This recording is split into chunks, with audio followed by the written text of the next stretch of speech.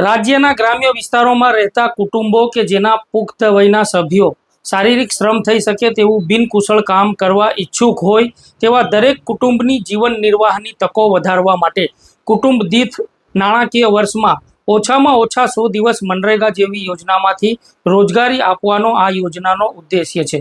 ગ્રામ્ય વિસ્તારના ગરીબોને લઘુત્તમ રોજગારી મળી રહે તેવા હેતુથી દુષ્કાળ અને રોજગારીના દિવસોમાં ગ્રામ્યના લોકોને કામ મળી રહે, ગ્રામ્ય વિસ્તારોમાંથી શહેર તરફ થતું સ્થળાંતર અટકાવવા, ગ્રામ્યના વિકાસમાં ઉપયોગી થઈ શકે તેવી ટકાઉ સંપત્તિ ઊભી કરાવી અને સર્વાંગી લાગતા કાર્યો કરવા મનરેગા યોજનાની મુખ્ય બાબતો એ છે કે યોજના હેઠળ હાથ ધરી શકાય તેવા કામો જળ સંચય અને જળ સંગ્રહના કામો, દુષ્કાળ પ્રતિરોધક કામો, વનીકરણ અને વૃક્ષારોપણ સહિત 3 માઇક્રો અને માઇનોર સિંચાઈના કામો સહિત સિંચાઈ માટે નહેરના કામો, અનુસૂચિત જાતિ અને અનુસૂચિત જનજાતિ ઇન્દિરા આવાસ લાભાર્થી ઇસમો દ્વારા ધારણ કરેલ જમીન પર સિંચાઈની સવલતો પૂરી પાડવા, જમીન સુધારણા અને બાગાયતના કામો, પરંપરાગત જળ સંચય અને જળ સંગ્રહને લગતા જળ સંગ્રહ માટેના સ્ત્રોતોનું નવીનીકરણ, જમીન સમતલના કામો, પૂર નિયંત્રણ અને પૂર સંરક્ષણના કામો,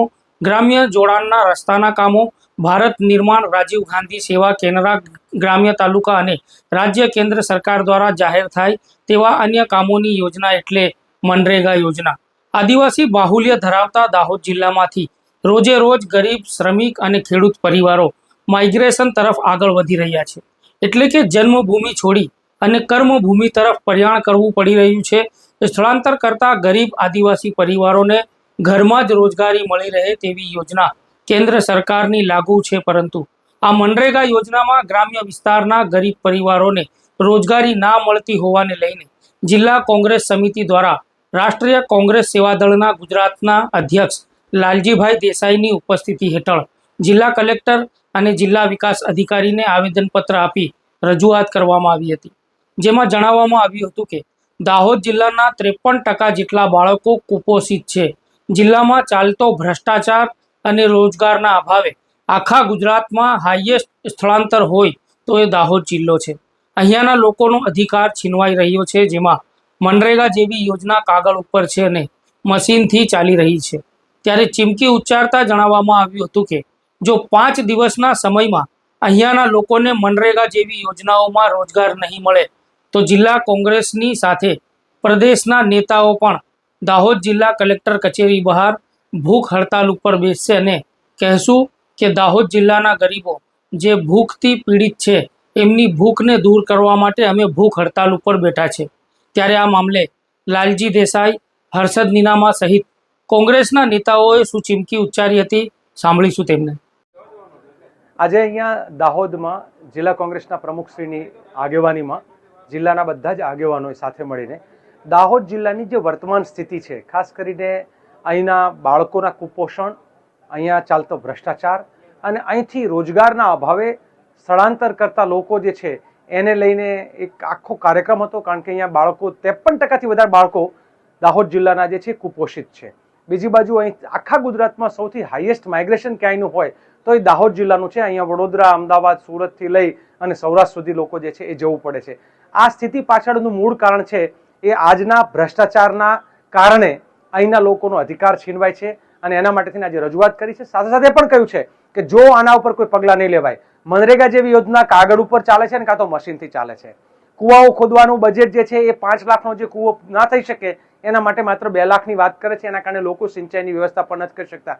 એટલે સિંચાઈની વાત જે અહીંયા જલ સે નલ સે જલ હોવું જોઈએ એના બદલે નળ સે છલ એવું જે થયું, તો એના વિરુદ્ધમાં પણ આજે રજૂઆત કરી છે। કલેક્ટરશ્રીને અને ડીડીઓ બંનેને વિગતે પુરાવા સાથે આપ્યું છે, તાલુકાવાર વિગતો આપી છે અને અમે કહ્યું છે કે આનો 5 દિવસમાં કોઈ ઉકેલ નહીં આવે તો જિલ્લા કોંગ્રેસના સૌ આગેવાનો અને જરૂર પડશે તો પ્રદેશમાંથી અમારા જેવા પણ સાથે જોડાઈને અહીંયા ભૂખ હડતાલ ઉપર ઉતરશું અને કહેશું કે દાહોદ જિલ્લાના ગરીબો જે ભૂખથી પીડિત છે એની ભૂખને દૂર કરવા માટે અમે ભૂખ હડતાલ કરશું।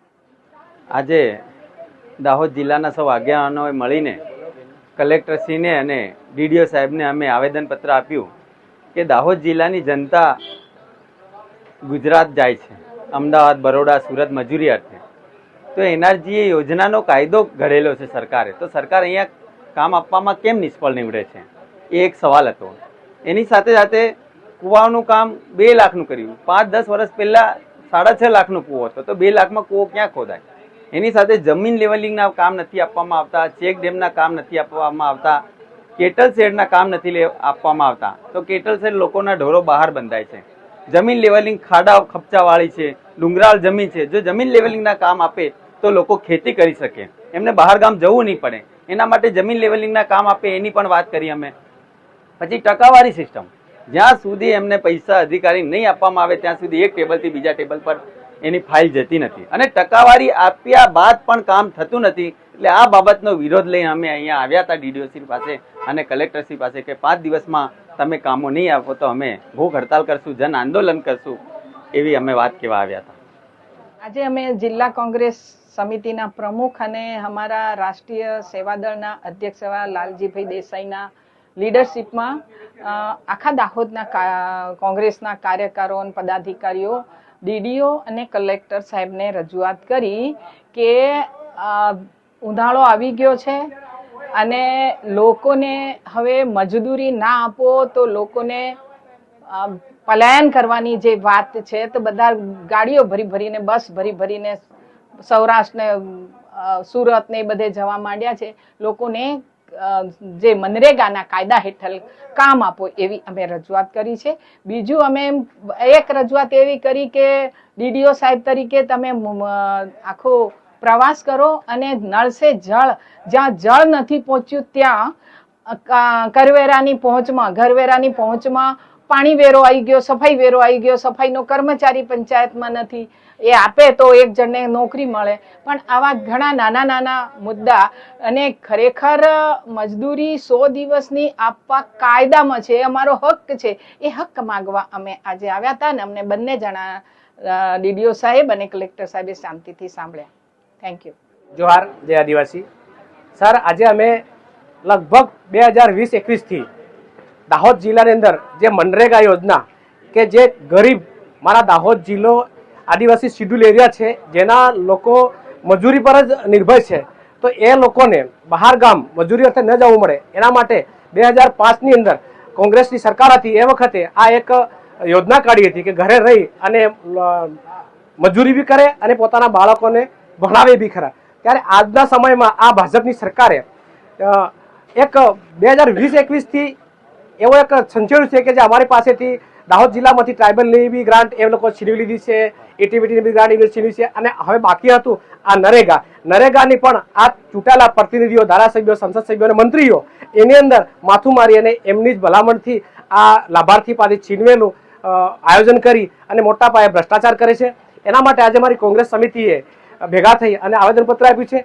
ખરેખર જો આ ભાજપની સરકાર કહેતી હોય કે અમે વિકાસ કર્યો છે, ખરેખર વિકાસ નહીં, વિનાશ કર્યો છે. અમારા જેવા અને અમારા ગરીબ ગામડામાં વસતા આદિવાસી લોકો પાસેથી રોજીરોટી છીનવી છે, અને આજે પબ્લિક પાસે નથી પૈસો અને એની મોંઘવારીની અંદર બહુ ખરાબ પરિસ્થિતિ છે.